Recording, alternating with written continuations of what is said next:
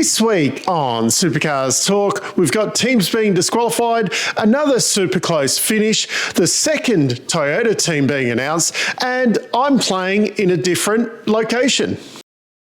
Now, you'll have probably noticed no intro music or anything this week. I'm playing away from home. As some of you know, we had a bit of a loss in the family in the last couple of weeks. And I am not in my usual studio or home.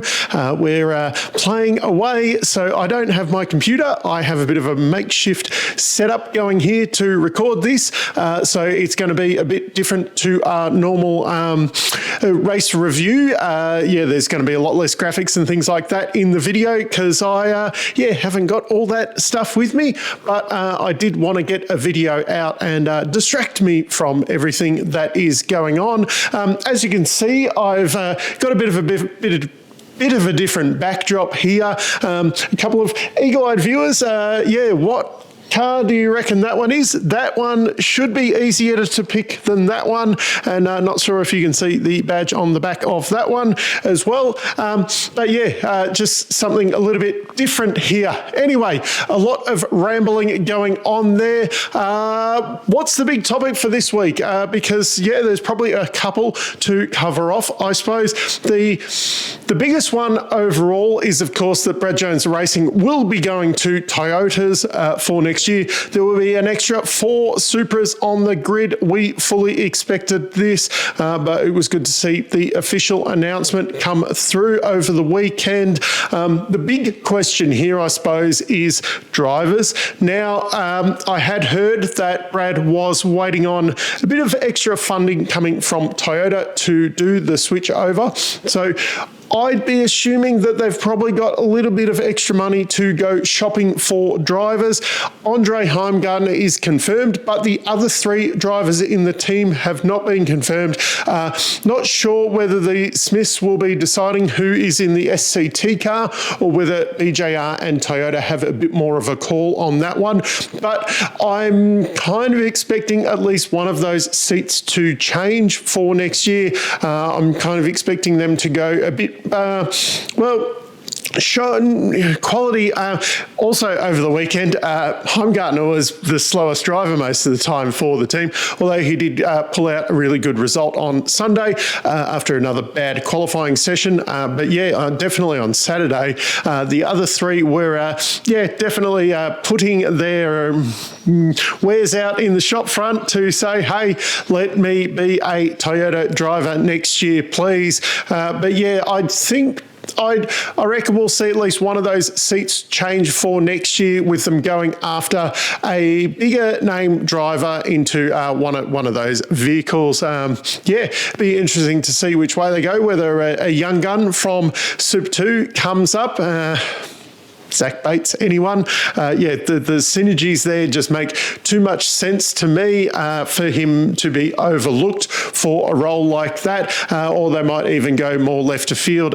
There is guys like Dave Reynolds who will be available. He is a very marketable person, is he starting to get over the hill? Anyway, down in the comments, who do you reckon will be the aim for BJR, at least for one of those seats for next year? The next big topic I want to cover off is the liveries on the weekend.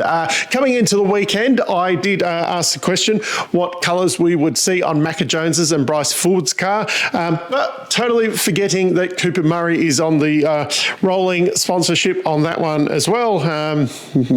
Rolling and sponsorship, big question there. But having said that snap-on livery, absolutely amazing. It's very similar to the one we have seen on the Penske's in IndyCar previously, but absolutely loved the look of that car. A bit more on Cooper's weekend later on. And of course, the Pizza Hut Karate Kid livery, Yeah, that definitely stood out. It's not going to make a great model car, I don't think. It is, yeah, but definitely stood out. And the Shaw livery, once again, on Bryce Forward's car, not quite my kind of green, but yeah, that one does stand out. Now, also, speaking of liveries, Ryland Gray's Super 2 car, how does Cam Waters afford to sponsor a Super 2 car? Answers on a postcard, please, because there'll be a lot of conjecture on how that one's being afforded.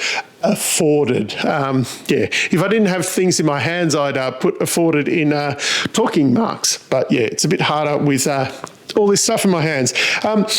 I suppose the big talking point over the weekend, other than the Toyota deal, of course, wasn't liveries. It was teams getting disqualified. Of course, Erebus got disqualified from first practice. They put the wrong drop gears in the gearbox. Well, they actually forgot to swap the Taupo gear out of the car and put in the Tasmania ones. The drivers picked that up straight away. I think they're bouncing off the rev limiter halfway down the straight there in Tasmania and went, something's a little bit amiss here.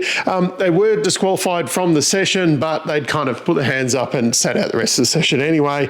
I do recall a few years ago, I think it was at the Bend, Penske did a very similar thing for Scott McLaughlin's car. And of course, the internet went wild with Penske cheating things, and yeah, hopefully Erebus doesn't receive the same kind of backlash from that. While we're on Erebus, before we get on to DJR cheating, how lucky was Cooper with that qualifying spin? Like, that could have trashed the car. Full marks for not hitting the wall, whether that was just an absolute fluke or whether he did have a hand in saving that. Just very, very lucky there. And of course, that first lap incident on Sunday as well. Once again, getting him, so he'd put his hand up and said, yeah, okay, it was my fault. I braked myself into the first corner. But once again, getting himself involved in these incidents. The speed is there. He was in the top 10 shootout. Very impressive. But once again, it hasn't turned into a result. Hopefully he is learning from this. And I just hope Erebus, which they've been very good with young drivers and giving them time to grow. I know a lot of other people probably would already be talking about putting him on the chopping block. But yeah, the speed is definitely there. Just we need to harness it a little bit to get those results. But then the big cheating scandal over the weekend, questions are being raised as well with whether this was happening with another team that Brody used to race for. DJR being disqualified from Saturday's race. Looked like they were going to be disqualified from qualifying, and then whatever reasons, and they got away with it, and then they ended up getting disqualified from the race. There is some skid blocks under the front under tray so that you can drag the under tray on the ground without trashing the whole thing, and these skid blocks can be replaced. It looks like DJR were sanding them back to run the car lower than what they should have been. Now, under normal circumstances, these are designed to be damaged. There is nothing in the rules to say that you can't, that they have to be a certain thickness or anything like that.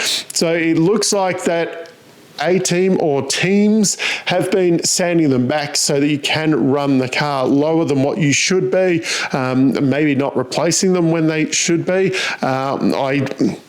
Not sure whether it's true. I wasn't there, but apparently there was a few teams kind of running around and swapping over some skid blocks that may have also been ground down more than what they should be. But then nothing was in the rules saying that they had to be a certain thickness. So I suppose we were playing in one of those grey areas. And DJR are the ones that have been used as an example, kicking them out of a race with, but it's one of those things. I'm sure Facebook is blowing up over, DJR Penske cheating again. But I have heard that maybe they aren't the only ones who have been doing it. Another talking point over the weekend was the timing issue that affected the qualifying on Sunday morning. I was sat there waiting a long time for it to happen. I mean, yeah, okay, it's annoying. these things do happen. Apparently, it wasn't the same issue that they had in Taupo. I know that the timing system was changed from the old NatSoft to MyLaps, I think it is this year. Yeah, there's always going to be teething troubles. At least it was a qualifying session. It wasn't the race that was affected. Yeah, no results were lost or anything like that. It just meant that the session started a little bit later. I have seen, of course, a lot of comments about how unprofessional Supercars is, and, you know, this is probably the death of Supercars and all that. There's teething troubles with all these things. If it's still happening at the end of the year, then maybe we should be getting annoyed with it. But yeah, I had to sit there a little bit longer to watch a qualifying session. It's not the end of the world, people. One thing that did annoy me over the weekend, though, which actually led to a good thing in the end, was the safety car coming out and then us driving around for laps and laps and laps and laps, waiting for the safety car to pull in while everyone decided to do pit stops. Now, the good thing with it was that some people ended up doing both of their compulsory pit stops while the safety car was out, which did lead to some differing strategies, which led to a grandstand finish on the Sunday, where you had the two strategies coming together, and what was it, 0.05 of a second?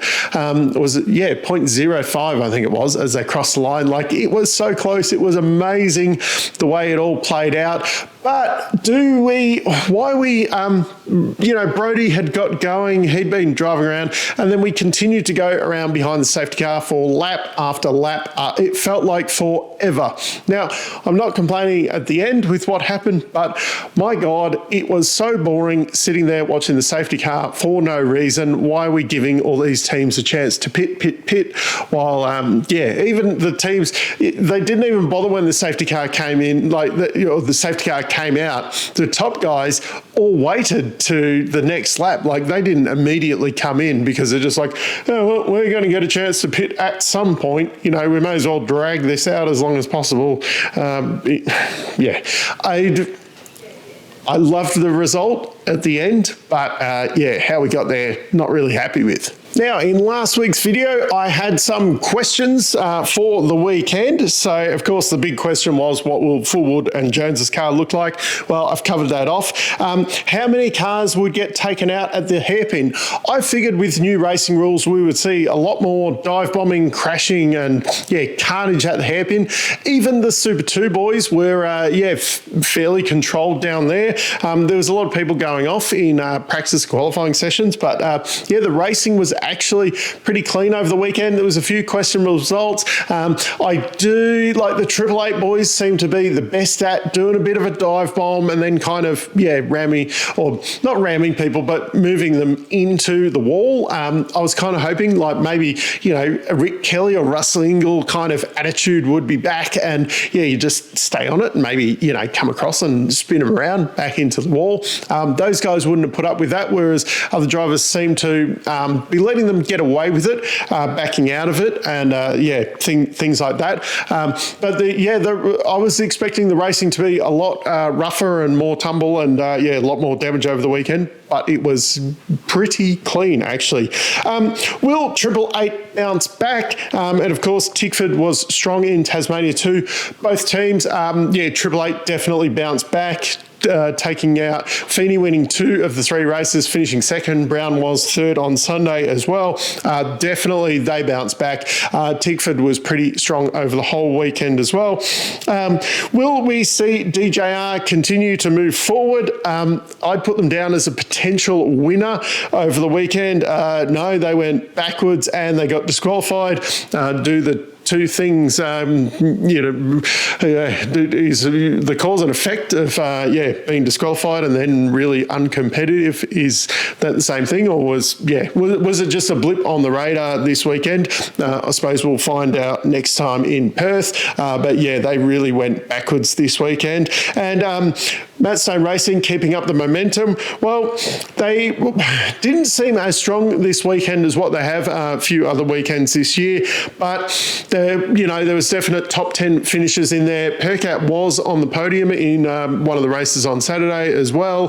That was a bit strategizing, getting him into that position. But yeah, they're still quite strong from, where they have been the last couple of years. They're still in the fight. They're doing a very good job. So that's a little bit of a different race review this weekend. Down in the comments, did you enjoy the racing like me? Overall, I think once again, we had some good races. I love the grandstand finish on Sunday where we had the different strategies converging. I wish it wasn't because of the way the safety car played out, but yes, sometimes, you've got to take the good with the bad. Down in the comments, what do you think these two cars are? As I said, this one is probably a little bit easier to pick off if you can see on the camera there. That might have given away this one. Good luck predicting what that is from there. Normal programming should probably resume next week while I'm back at home and with all my computer and equipment, but I did want to still get a video out this week. So I hope you've enjoyed it. Anyway, until next time, I'm still Dave and I'll catch you later.